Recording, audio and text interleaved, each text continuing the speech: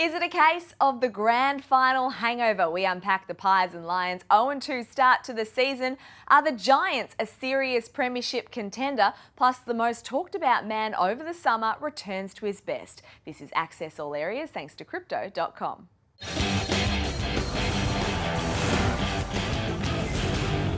Great to have your company on this fine Monday. Damian Barrett and Matthew Lloyd join me as always. Welcome to you both, gents. Thanks, Nat. A full round of footy. Thank goodness for that.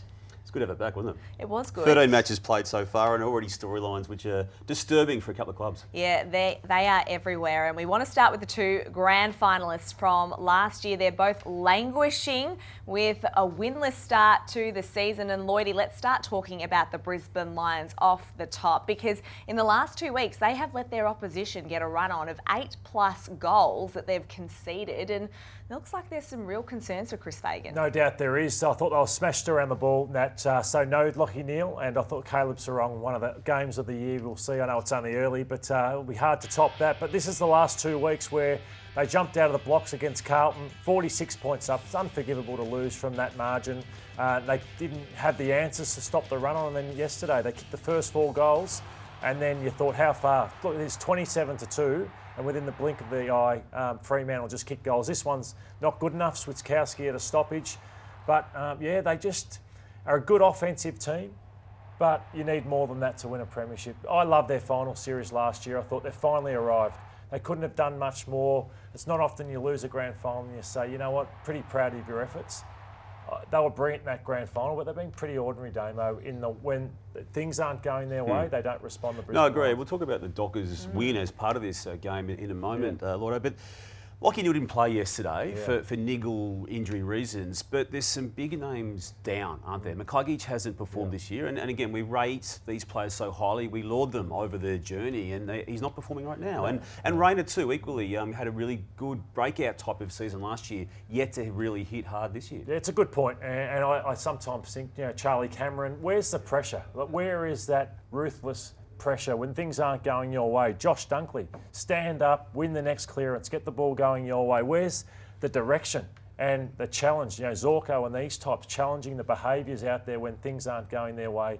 I'm not seeing any of that when things aren't going well for the Brisbane Lions. Well, Chris Fagan is baffled at the moment. He's not quite sure what's going wrong. They do have the bye, so they've got a week to kind of work through what is happening in the middle part of the game. But when we look at Fremantle, it was a fantastic win for them, considering the number of injuries that they had during the game, Damo, and they were a real concern because their injury list now is growing. But we'll just take a look at that one with Carl Warner. Yeah, there's a harrowing component to this game. That it all happened quite quickly. I mean, it was really hard to watch what happened to Warner there and then to watch the replays, as it was for Oscar McDonald, his first game for the Dockers, and to watch that leg hyper extend the way it did. And then again, quickly after that, we saw Cox go down too with a really bad hamstring injury, Lordo, which did bring back unfortunate memories for yourself in that you did your hamstring badly in a similar fashion. Yeah, they call it the water skiing hamstring, where a lot of water skiers rip it off the bone in that way. And I know for Cox, he's so important to them. Cox is so important. He's just arguably their best defender, so he goes down. Obviously, Sean Darcy's so important, but I loved the win yesterday. I thought Brayshaw, Sarong were so tough around the ball. Amos is the next young star coming through in the game. Great, I think he was fantastic. So a real tough, gritty win. I thought it was unfair, in my opinion, the way Justin Longmuir and the club was treated throughout the week. I've never seen such vitriol towards a coach re-signing. If you want to do it that way and the coach signs, takes the one and the club wants to give him one, so be it. I'm not sure what your take was on that. You were strong on it, Damo. I had a different view. I felt it wasn't an endorsement enough. But look, what I do know in footy, Lordo, wins validate everything. And they've got to win to start the season. They keep winning. It won't matter what we think on this matter. So in that regard, I had a different view. I want to move on and talk about the Pies now, because like Brisbane, they are 0-2 to start the season. And for the Premiers, we haven't seen this century the reigning Premiers start with a winless first fortnight. And actually come back to win the flag. So history is against the Pies right now. Damo, how concerned are you about them? Not panic stations yet, but equally, Nat, they need to fix some problems pretty instantly. And we can look at a lot of issues and delve into a lot of problems, Lloyd. I'll get your view in a minute, but I just wanted to highlight a couple of issues where I feel they're either seeking shortcuts or trying to get shortcuts that aren't there. Now, look, Scott Pendlebury does pull his head back on that. This one's a more damning situation here. Now, Nick Dacos, it's not the first time he's done this, and there may be bigger issues, but to me, they're better than that. This is the best player in the game, potentially, seeking a free kick like that at a time when it just probably required some hard work. Now, again, that's part of the overall problem, Mordo. They're not functioning on so many levels. The back line is a mess without Nathan Murphy, and the forward line without McStay is equally bad. Yeah, good point on Nathan Murphy. I think he plays defence the right way. He reminds me a bit of a Sam Taylor. Not as good as Sam Taylor at this point of his career, but he's as honest and he saves a lot of guys. I think their back line's playing like a team that's still in premiership mode, where they're sitting so far off their man. They might be in instruction. They've got to tighten up. Bobby Hill is a mile off the Norm Smith medalist who was applying pressure, dynamic. He's dropped off. Schultz has struggled to fit in his first few weeks. Bo McCreary's got to get back to trying to lay 10 tackles. And their midfield, apart from Nick Dacos, has looked pedestrian. So that even though we all think, oh, they're a premiership side, they'll click, they've got problems in defence, midfield and attack. So St Kilda next to Waits Collingwood on Thursday night, and that's going to be a big game. Yeah. The Saints are going okay. They've then got Brisbane the following week as well. But we're going to know early in the season, either from a Brisbane perspective or Collingwood perspective, how bad their problems have been that we've already seen after 2 rounds or two games. We'll see if the Pies can recover. To the MCG now on a Sunday afternoon, and the D's finally got their first win for the season. It was a good win over the Bulldogs, but it has been a tumultuous season for, 6 months for Clayton Oliver, really, Damo, and it was good to see him back to his best for at least 3/4 of the game. I think he was outstanding, Nat. Yeah, and we're just going to highlight the last one of his last touches out of 35 that he got, and I reckon 9 times out of 10 previously, Lotto, he would have blazed away at goal and probably kicked it in that moment. But he chose to take the percentage option to kick it to Van Rooyen, who then went back and slotted the goal. And look at the love that he got out of it. It's actually symbolic, Nat, as to the reaction that they've got to him. They've let him back in because he's showing the right behaviours as part of this process that had him out of the club initially. You're very lucky to be in football clubs because, a lot of people have got issues similar to what Clayton's had, but you're on your own. Whereas footy clubs just surround you with great people and ultimate professionals in their fields. And I thought he was the most humble that I've seen Clayton after the game. And this is a life-changing thing. I've seen a tone of, I'll be honest, smugness about Clayton in the past. And it might be that he's won 3 best and fairest or 4 best and fairest, and he's had the world at his feet. And now he's being challenged about the person. He's not the footballer, but the person. And let's just hope he can continue on, because football can save a lot of people. Hopefully it's for the betterment of him for the rest of his life. The smugness, I hear what you're saying too. There's an immaturity component to it as well, and he may not be able to help that. But I think part of this process, he has actually had to hasten some maturity aspects of his life. And to watch him, as you say, speak last night after the game, Sarah Jones on Fox Footy alongside Max Gawn, there was a humility to him and an awareness that it was special to be part of. And a vulnerability, and yes. I like that. I like the fact that he was vulnerable with the audience. He let them in. He was emotional about getting that standing ovation. And I think that's people want to see that. You want to see that remorse, and also the fact that he's growing as a person. And he looked so happy there, which was incredible to see. So good luck to Clayton Oliver for the rest of the season. Do you notice anything different, Lloydie, about the way that the D's played? Yeah, on field, I think that to see the amount of marks that they took, so Jack Billings took 12 marks, but Melbourne have lost a similar way, and they lost to Sydney in a way where they just kept bombing the ball, but they took 141 marks, and the relief for Melbourne would be that they kicked 16 goals, 13 and 103 points. So that would be a massive relief, and a part of that is not being as predictable as what they've been. Yeah, and we've wondered and posed the question, what is wrong with their forward line? Yeah. Have they had the answer there the whole time? Ben Brown, he kicked 2 of those 16 goals. I know he's been injured regularly and underdone, and he was yesterday. But he looked good. Yeah. He presented, and I know he stood up in a grand final. Maybe they've just got to go with him. Just go with him regardless if his body holds up. Yeah. Yep. What about the Bulldogs? What did you make of them? What did I make of them? I fell into them. We'll get to our tipping later, Nat. I'm disappointed that I fell in and tipped them because, again, I don't know how McRae doesn't play. I don't know how Caleb Daniels is sub.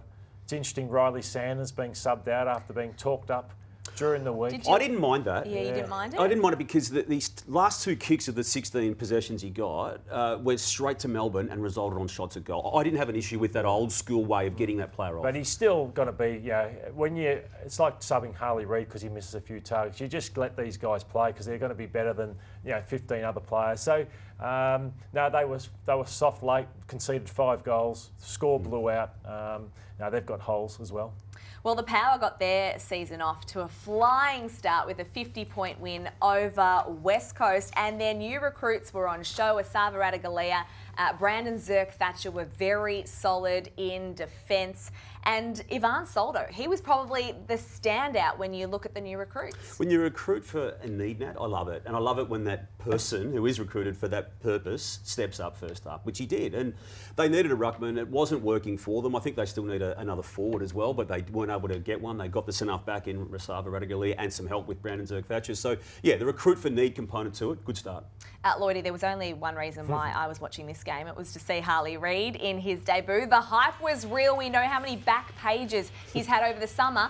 Puma, who is his personal sponsor, took out a back page yesterday with this message: without the pressure, good luck, mate. A little bit cheeky there, but he had a pretty solid first outing, 16 touches, 5 clearances and 4 inside 50s. It's going to be really tough for him. I think we should understand that if you're in the worst side in the competition, and he had Willem Drew go to him. He had 9 disposals in the first quarter, and then they went to Willem Drew. So already he's seen as the best midfielder at the West Coast Eagles. And they might go, they've got Tim Kelly, but you could just see the class of his disposals. He takes it. Look, he looks like he belongs on an AFL field. So he's going to have some tough days in that team. It'd be far easier if he was drafted to a Geelong or one of those teams. He hasn't been. But he's going to have a wonderful career. I want to ask you about the Giants now, Lloydie, because they're on top of the ladder, 2-0 at the moment. Are they a serious premiership contender? And I know that they just played North Melbourne, which makes them look even better. Yeah, but they did it to Collingwood the week before as well. So, yeah, no doubt. If you were to be on anyone to win it at the moment, I'd be on the Giants. With Sydney just behind them. Damo? It's hard to argue, isn't it? I mean, they lost to Collingwood by a point in a prelim final and felt they were going to win a grand final if they got through. And there's no reason to think that they haven't actually taken a step in the, albeit 2 matches they've played this year. And Lloydie, Jesse Hogan has been so impressive. He kicked 49 goals, which was a career high last season. Looks fitter again this year, and he's already kicked 10 goals in 2024. It's one of the most biggest turnarounds you'd see. I thought he was going to be lost to the game, and I was staggered when the Giants took him and go, really? Like, in Melbourne, then it gets to Fremantle, and then he's neither moved club on could handle him off the field, basically. Yeah, and to do this, I just didn't. Good on him. And another one, you talk about being happy. He looks a happy guy where he probably hasn't been for a lot of his career. Yep. Let's get to GMHBA Stadium Saturday night. It was a thriller, Damo, and your man Patrick Dangerfield. I mean, you've been drinking the Geelong Kool-Aid with Chris Scott, but did you back in, Paddy, to kick this long-range goal to seal the deal for the Cats? I backed him on the distance, not necessarily 100% the accuracy, but again, the composure to do it. And I get the narrative, Lord Owen, now about should he have actually looked to dish it off, because had that hit the post or been a point, they then would have had, as you can see, 35, 40 seconds to move it, and they could have lost it. I liked him seizing the moment. I love the mark that he took. I love the fact he backed himself, and it's a moot argument given he kicked the goal, but I get the narrative that goes the other way. I certainly wouldn't be passing one from 50. We know you wouldn't. No, there's a goal on offer, you've got to take it. You know what? Neither would Jeremy Cameron, his teammate. When you can kick goals like this is one of the highlights from the weekend, and certainly a goal of the year contender. This reminded me a little bit of Buddy Franklin Lloydie, but just without Cale Hooker trailing behind. Oh, he's a freak. He's an absolute freak, and he's. We asked Zach Guthrie about him yesterday. He said, he's not one of the best runners at the club in time trials or anything like that, but put him on the footy field, and it's what you got to do. Like when Callum Wilkie and these type of guys come to you, they're hard to get a kick on, but he gets up so high and drags them back, and he's a hard man to stop, and he's probably central to what Geelong do. If Damo's predicted they'll be up there, if he has a big year, gives them a chance. If he gets injured, I think they could miss the 8. The plan has seemed to have been over the off-season to get him up the ground a whole lot more. I know he's done it in the past, including the grand final they won, but to do it regularly throughout the course of the year. Well, at the MCG on Saturday afternoon, things got a little fiery between traditional rivals Essendon and Hawthorn. It boiled over in the opening quarter with James Sicily and the Bombers after this goal from Matt Guelphy. Lloydie, I want to ask you about the aggression and the physicality that was shown by the Bombers. Did you like it? What I love about it is if you stop James Sicily, you can stop Hawthorn. And he took 2 marks. So Guelphy went to him, kick a goal. Excellent. The whole team was aware of the job that he's going to have. And Sicily's got to be better than that. Like, I know they're all coming at him, so that's fine. But, to get a week suspension, he hurts for the kick. Yeah. You hurt your team, and that's where everyone would think, James Sicily, you can suck in. If you can attack Max Gawn, that's the criticism of the Western Bulldogs. They saw Sydney attack Max Gawn. Western Bulldogs did nothing. But the Bombers went after James Sicily. So whoever plays Hawthorn this week, go after him because he is the man you want to take down at Hawthorn. Well, as we speak, he's not playing. He's in the next game. Right, he might take it through the tribunal system. That as we talk, he's yet to make his mind up on that. But either way, there's a lack of discipline in that moment. So James Sicily wasn't the only person who copped a 1-game ban from that game. Mason Redman is the other one, Damo. As we look at that, he cops Jai Newcombe high, gets a week ban from the MRO. But I want to compare it here to what happened with George Hewitt and Lachie Neale last week, because it was a similar incident. However, George Hewitt gets off with a fine. Are you just as confused as I am on this one? And as confused as ever. I feel if they had have done what they should have done to Hewitt last week, Nat, to give him a week, it would have been really clear for the remainder of this season and forevermore what happens in this space. But they cleared Hewitt for reasons that differed in the narrative as the week unfolded, because he initially got him on the shoulder and it went up to the head, and also it was in play by way of a definition. Any contact to the head, no matter how it happens, in my eyes, should be worthy of a week. So I have no issue with the Redmond one, but I do have an issue with Hewitt being able to play last week. It'll be interesting to see how this plays out during the week in the tribunal, if James Sicily goes ahead and maybe Mason Redmond has a case as well. Let's talk about the Gold Coast Suns now, because Lloydie, they are 2-0. What have you liked about them so far, apart from the fact that they have been ahead in games and then probably just faded out towards the end? The midfield. I think I've touched on a few teams. I don't think Collingwood are travelling well in the midfield. I think Brisbane are off in the midfield, but the midfield of the Suns is setting it all up. Yeah, that's where it all starts. I'd love to run down the race with Touk Miller. I'd love to run down the race with Matthew Rowell and Noah Anderson, the way they all play. You're throwing Flanders into that. How good was Flanders? As well. You love him, don't you? I love him. And that's right, Damon, because you need more than 3. You need about 5, 6, 7 that can go through the midfield. And then you've got Lukosius and King and these guys who, I've seen them dejected in past years. They're up and about, and it's been the case in the Suns in previous eras, and they fall away. But the real test, I'll be honest though, to bring it back, they've fallen away, and it's been against some mediocre teams. Richmond are going to be bottom 6. The Crows, that was a poor performance by them. So the Doggies in Ballarat will get a real good indication this week of how good they are. It's typical Crows to me. Nearly won, should have won, didn't win.